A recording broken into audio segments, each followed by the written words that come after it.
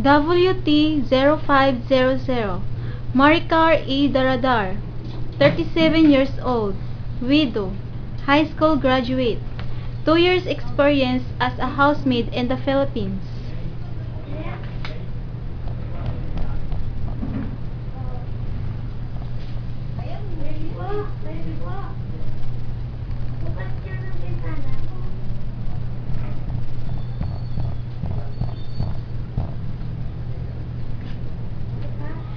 Tell me something about yourself. Hi, I'm Maricar Daradar, 37 years old. I'm a widow. I have 5 children. I live 2077 Pistay Street, Santa Cruz, Manila. How many hours travel going here in the office? 45 minutes. Can you tell me your family background? I have 5. I have 7 7 person in house. Who will take care of your children? My family and my daughter. Tell me something about your experience as a housemaid.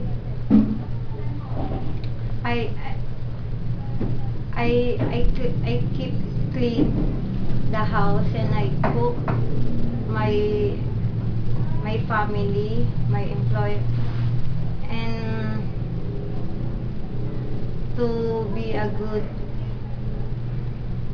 washing a car. Do you know how to cook Chinese foods? Yes, What are your hobbies? cooking and cleaning and dancing.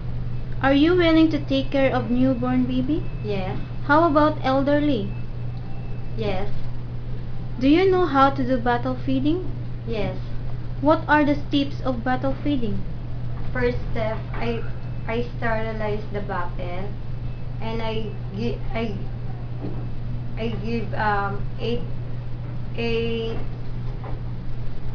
eight level of water in a bottle feeding, and I 6 cup 6 scoops of milk, powder milk. If the baby still keep crying, what will you do? I hug and I make her drink milk and or juice. Do you know how to sing lullaby song? Yes. Give me one example. My toes, my knees, my shoulder, my head, my toes, my knees, my shoulder, my head.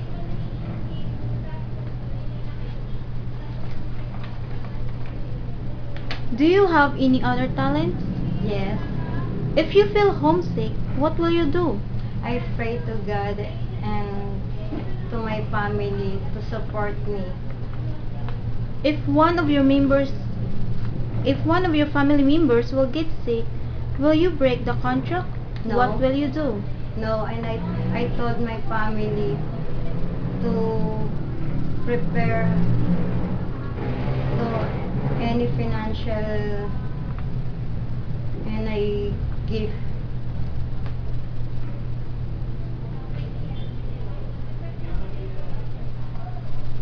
What could you teach the children?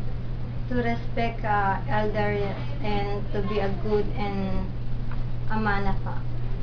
How long can you work in Hong Kong and why Hong Kong?